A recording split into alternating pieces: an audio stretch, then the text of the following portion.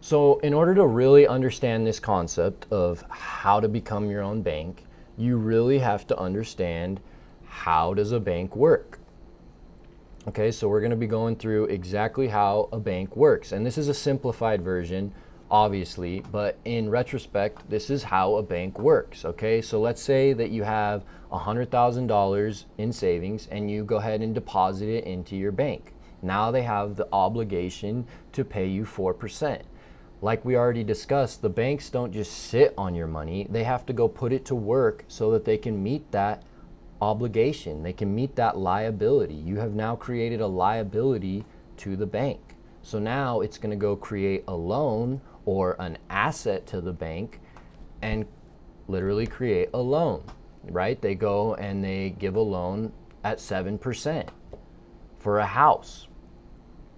And then what happens is okay, that person that took the loan goes ahead and buys the house and the money goes to the seller.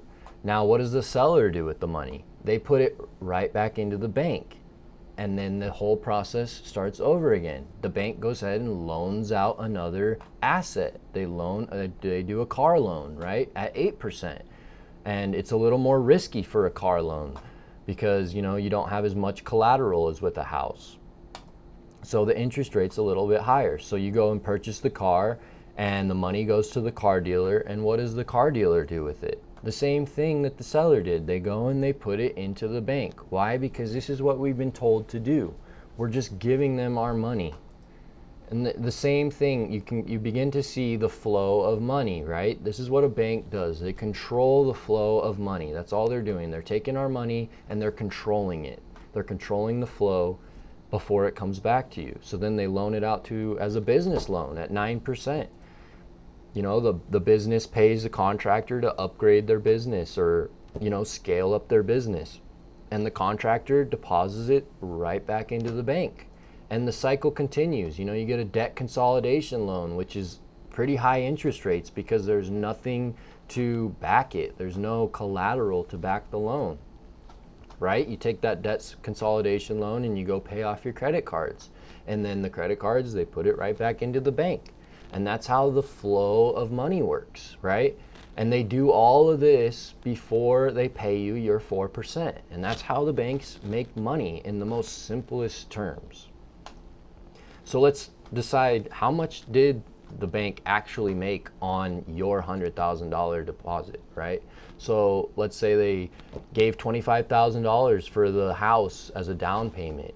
Okay, well, they charged 7 and they're only paying you 4, so they made 3%. Good deal. Same thing for the car, right? They are only paying you 4 and they are charging 8. Charging 9 and they're paying you 4, and 5%, 12%, minus 4%, 8%. So you can see every single loan that they're making is an asset to them because it's making them more money in exchange. So what did the bank make? This is what I like to ask, right? Because, a lot of people get this wrong, right? Everybody thinks, oh, well, the bank made the spread. They made, 3% here, 4% there, 5% there, 8% there. They must have made 20% of their money. 20%, the bank's making 20%, which, doesn't sound too bad. But that's actually not the case, guys. They do not make 20%. They actually make a hell of a lot more than that. And when you understand this, it's going to piss you off about how much money that they are actually making. So let's do the math here. Like I said, it's $25,000 loans. So, 4 $25,000 loans. One to the house, one to the car, one to the business loan, one to the debt consolidation. So what did they really make from your $100,000 deposit? Okay, so in total, from lending out each of those $25,000, they made $9,000, and their liability is to pay you 4% on your 100 grand, which is 4,000. So they made a total profit of $5,000 off of your money. That's what I want you guys to understand. Off of your money, which means they had $0 invested into that. So they turned $0 into $5,000. What is that return? That's a 500% return. 500%. That should piss you off.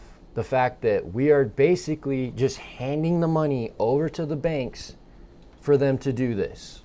Why are we not doing this for ourselves?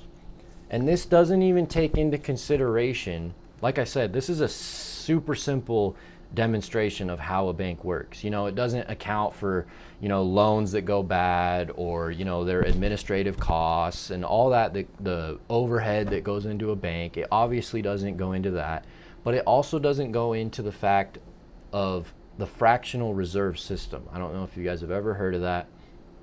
Basically, a bank has the ability to take your money and lend it up to 10 times, right? So my $100,000 that I deposited into the bank, they're actually able to go and create $900,000 worth of loans.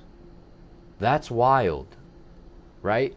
And that's where the big fraud of banks come into play, and which we could talk about in a whole nother video. But I just wanted to get you guys to understand sort of how a bank works. And I hope you're a little pissed off at that, because I know I was, the fact that they're earning that much off of my money, that all I'm doing is handing over to them because they keep it safe. So let's move on. This is a good quote by Robert Kiyosaki. Banks use your money to make money, and they do it thousands of times over. They can loan it out and earn 10% while paying you 0.1%. That's infinite return for them and nothing for you. So why are we dealing with this middleman? Why don't we just become our own bank and finance the things that we need in our life and control the flow just as the bank is doing?